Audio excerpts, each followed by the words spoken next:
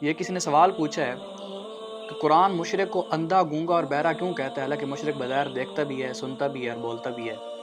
یہ مجھے کوئی لبرل ٹائپ آدمی لگ رہا ہے جس نے سوال پوچھا ہے، اور اس کے سوال کے اندر ہی اس سوال کا جواب ہے کہ مشرک بظاہر دیکھتا ہے، بظاہر سنتا ہے، بظاہر بولتا ہے۔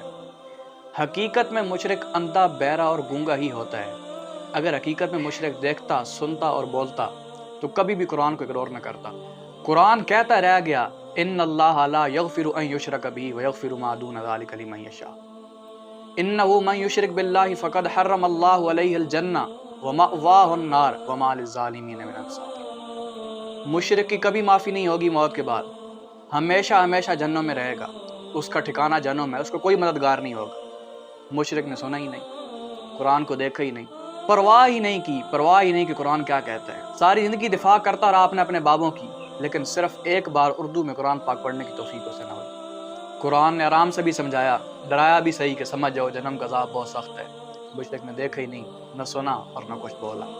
اللہ تعالیٰ فرماتے ہیں کہ قرآن اتنی بہترین کتاب ہے اور اتنے ڈرانے والی ہے کہ لو انزلنا ھذا القرآن علی جبل لرأیتہ خاشعا متصدعا من خشیۃ اللہ، کہ اگر یہ آیات ڈرانے والی اور سارا قرآن پتھروں پر، پہاڑوں پر بھی نازل کیا جاتا تو وہ بھی اللہ کے ڈر سے، اللہ کے خوف سے پھٹ کر ریزہ ریزہ ہو جاتے۔ مشرک صرف اور صرف ضد پیڑا ہوا ہوتا ہے، مشرک کی مت ماری ہی ہوتی ہے، اس کا کوئی سر پیر نہیں ہوتا۔ اس کے پاس صرف ایک ہی دلیل ہوتی ہے کہ میرے باپ دادے کبھی غلط نہیں ہو سکتے۔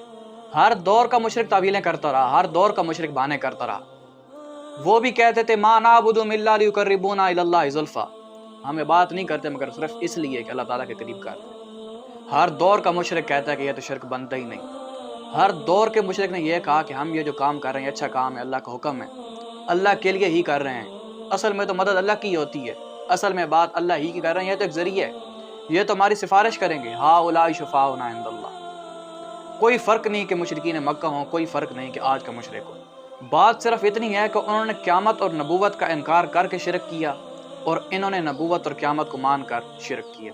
بھول جا اس تعویل کو، بھول جا اپنے بابوں کی پڑھائی ہوئی اس پٹی کو کہ شرک صرف بت کا بنتا ہے۔ کبھی اسلامک سلیبس اپنے آپ کو مسلمان کہلاتا ہے، اسلامک سلیبس کبھی پڑھ کے تو دیکھ، کبھی احادیث کی کتابیں اٹھا کے تو دیکھ، تجھے پتہ چلے کہ شرک کس کس کا ہوتا ہے۔ کبھی قرآن پڑھ تو صحیح کہ تجھے پتہ چلے کہ اللہ تعالیٰ نے قرآن میں کتنی مرتبہ کہا ہے کہ مخلوق کو بھی اللہ تعالیٰ کے ساتھ شریک نہیں کرنا، وہ بھی شرک بنے گا۔ جب باری آتی ہے باپ کی، جب باری آتی ہے اپنی عزت کی، تو اپنے باپ کے ساتھ کسی کو کسی لحاظ سے بھی شریک نہیں کرتا، نہ اپنے باپ کے علاوہ کسی اور کو اپنے باپ والے اختیار دیتا ہے، نہ اسے ابو کہتا ہے، نہ اس کے اندر کوئی اور چیز مانتا ہے، نہ اسے ابو کی جگہ رکھتا ہے۔ لیکن جب بات آتی ہے اللہ کے ساتھ شریک کرنے کی تو کہتا ہے وہ تو صرف عبادت کرنے کے ساتھ شریک ہوتا ہے، اپنی عزت پہ آنچ نہیں آنے دینی، اور اللہ کے ساتھ لاکھوں اور کروڑوں شریک بنائے انہوں نے۔ قرآن ایسے تو نہیں کہتا اولئک کالانعام، یہ لوگ جانوروں کی طرح ہیں، بل ہم اضل، بلکہ اس سے بھی اور زیادہ بہت آگے بڑھ کے ہوئے۔ عقیدہ ہے نبی پاک ہر جگہ حاضر ناظر ہیں، نبی پاک کو حاضر ناظر مان کر جماعت خود قرار ہے، اور دعویٰ کیا ہے کہ اسی کتے پاک رسول اللہ دے۔ گستاخ کون ہے؟ گستاخ وہابی ہیں۔ او عقل کے اندھو، کچھ دیکھو تو صحیح، کچھ غور تو کرو، تمہارے نزدیک نبی کی اتنی اوقات ہے؟ نبی صرف تمہیں دیکھ نہیں رہا، اس جگہ پہ حاضر بھی ہے۔ نبی پاک کے حاضر ناظر ہونے کے باوجود جماعت کو خود قرار ہے۔ اتنی اوقات نبی کی تمہارے نزدیک، نبی پاک کی موجودگی میں کتے جماعت کرا رہے ہیں۔ نبی پاک کو ہر جگہ حاضر ناظر مان کر بھی سٹیج پہ تو چیخیں مارتا ہے۔ قرآن کی آیت تو نہیں پڑھی یا ایھا الذین آمنوا لا ترفعوا اصواتکم فوق صوت النبی جی، کہ اے ایمان والو نبی کی آواز سے اپنی آواز اونچا نہ رکھو، کہیں ایسا نہ ہو کہ تمہارے اعمال بھی ضائع ہو جائیں اور تمہیں پتہ بھی نہ چلے۔ خدا کی قسم تم اپنے عقیدے کے مطابق بھی مشرک ہو، اور صحیح عقیدے اہل سنت والجماعت صحیح عقیدے کے مطابق بھی مشرک ہو۔ کبھی قرآن پڑھ تو صحیح نا، کبھی حدیث کا مطالعہ کر تو صحیح، صحیح حدیث پڑھ تو صحیح، تجھے پتہ چلے کہ تیرے بابے کیا کہتے ہیں اور تیرا خدا کیا کہتا ہے۔ اللہ کہتا ہے قل انما انا بشر مثلکم، ان سے کہہ دیجیے نبی پاک، ان سے کہہ دیجیے میں تو بشر ہوں تمہاری طرح۔ تیرے بابے کہتے ہیں نہیں، نبی پاک بشر ہے۔ قرآن کہتا ہے ان سے کہہ دیجیے وَلَوْ كُنْتُ عَالِمَ الْغَيْبَ لَاسْتَكْثَرْتُ مِنَ الْخَيْرِ، کہ اگر میں غیب کا علم، میں نبی عالم الغیب ہوتا تو میں اپنے لیے خیر کو بڑھا دیتا، مجھے کوئی برائی چھو نہ سکتی۔ تیرے بابے کہتے ہیں نبی پاک عالم الغیب ہے۔ قرآن کہتا ہے نبی ان سے کہہ دیجیے کہ میں تمہارے لیے نہ ہی نفع کا مالک ہوں، نہ ہی نقصان کا مالک ہوں۔ تیرا بابا کہتا ہے نبی پاک ہر قسم کی ہاتھ روائی کر سکتے ہیں، اور وہ بھی وفات پانے کے بعد۔